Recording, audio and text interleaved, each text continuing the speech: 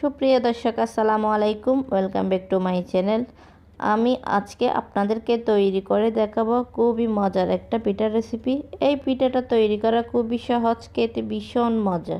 এই পিঠাটা কিন্তু আমি ক্রিম আর ময়দা দিয়ে তৈরি করে নিচ্ছি। তাহলে চলুন শুরু করা যাক। প্রথমে আমি 1 কাপ লিকুইড মিল্ক নিয়েছি।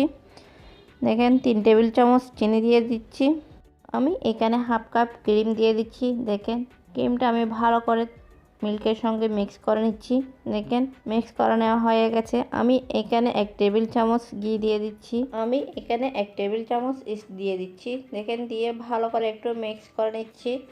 দেখেন মিক্স করা হয়ে গেছে। আমি এখানে 2 কাপ ময়দা নিয়ে নিয়েছি, সেগুলো ঢেলে দিচ্ছি। দিয়ে একটা সফট ডো তৈরি করে নিচ্ছি। দেখেন ডোটা তৈরি হয়ে গেছে। আমি এখন ভালো করে একটু মতে নিচ্ছি।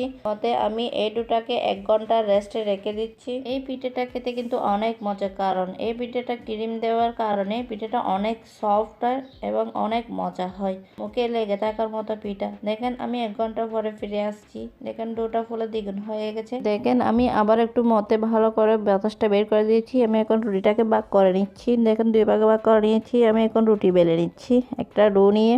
দেখেন আমি রুটিটা মোটাও না পাতলাও না, মিডিয়াম করে বেলে নিচ্ছি। আশা করছি আজকে রেসিপিটা আপনাদের কাছে ভালো লাগবে। ভালো লাগলে লাইক, কমেন্ট এবং বেশি বেশি করে শেয়ার করবেন। দেখেন রুটি বেলা হয়ে গেছে। আমি এখন পিঠাটা বানিয়ে নিচ্ছি। এই পিঠাটা বানানো কিন্তু একদম সহজ। দেখেন আমার কিন্তু সবগুলো পিঠা বানা হয়ে গেছে। দেখেন আমি এখন ভাজতে চলে যাচ্ছি। তার জন্য আমি আগে থেকে অয়েলটা ভালো করে গরম করে নিয়েছি। এখন আমি পিঠাটা একটা একটা করে দিয়ে দিচ্ছি।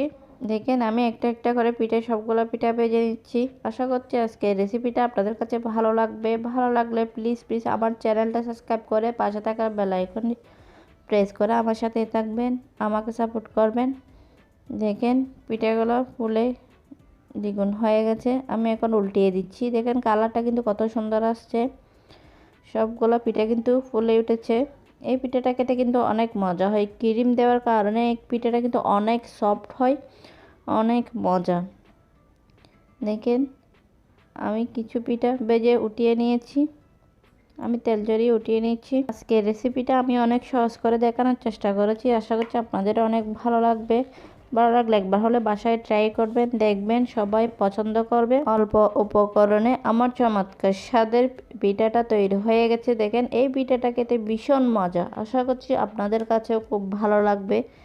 আমার রেসিপি যদি আপনাদের ভালো লাগে লাইক দিতে কিন্তু ভুলবেন না। দেখেন আমি সবগুলো পিঠা ভেজে নিয়েছি। এখন আপনাদেরকে সার্ভ করে দেখাচ্ছি। দেখেন কালারটা কত সুন্দর আসছে, খেতেও কিন্তু অনেক মজা। এই পিঠাটা নরম তুলতুলে সফট একটা পিঠা, খেতে কিন্তু অনেক মজা। আমি একটা আপনাদেরকে ছিঁড়ে দেখাচ্ছি। দেখেন কেমন ফুলকো ফুলকো পিঠা। দেখেন ভিতরটা সফট, কত নরম তুলতুলে। এই পিঠাটা খেতে কিন্তু অনেক টেস্টি হয়। আশা করছি একবার হলো ট্রাই করবেন। আর যারা এখনও আমার চ্যানেলটা সাবস্ক্রাইব করেননি তাদের কাছে রিকোয়েস্ট থাকলো আমার চ্যানেলটি সাবস্ক্রাইব করার জন্য। আর আজকের রেসিপিটা আপনাদের কাছে কেমন লেগেছে অবশ্যই কমেন্ট করে জানাবেন। আর এতক্ষণ সময় নিয়ে আমার রেসিপিটা দেখার জন্য অসংখ্য অসংখ্য ধন্যবাদ জানিয়ে বিদায় নিচ্ছি। আল্লাহ হাফেজ।